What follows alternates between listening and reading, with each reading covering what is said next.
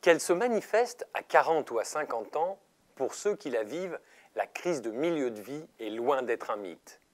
Et lorsqu'elle survient, son impact est à la mesure de l'autisme dont nous avons fait preuve depuis notre entrée dans la vie active à l'égard de nos valeurs et de nos besoins. C'est ce qui arrive à Viviane, dont les enfants ont bien grandi et qui se réveille aujourd'hui en se demandant si elle l'aime encore et si la route qu'elle a empruntée lui permet encore de se réaliser.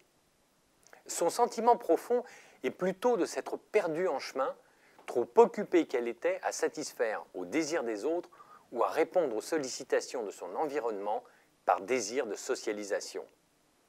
Aussi, quand ses rêves de jeune adulte remontent à la surface, elle se sent coupable d'avoir cédé sur certaines de ses aspirations profondes.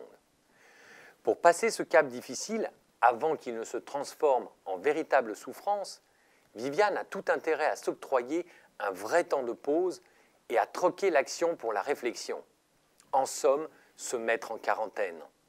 Si elle ne s'y résout pas, elle risque de finir par retourner sa culpabilité contre les autres au point de vouloir jeter le bébé avec l'eau du bain et désirer tout effacer pour tout recommencer.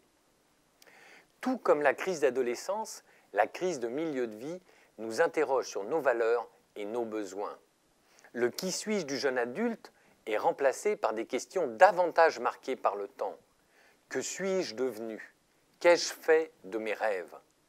Notre vrai travail consiste alors à réactualiser ces rêves dans la mesure de nos capacités, mais aussi et surtout à convaincre ceux qui nous entourent du bien fondé de cette démarche, car pour nous, comme pour eux, une révolution s'annonce.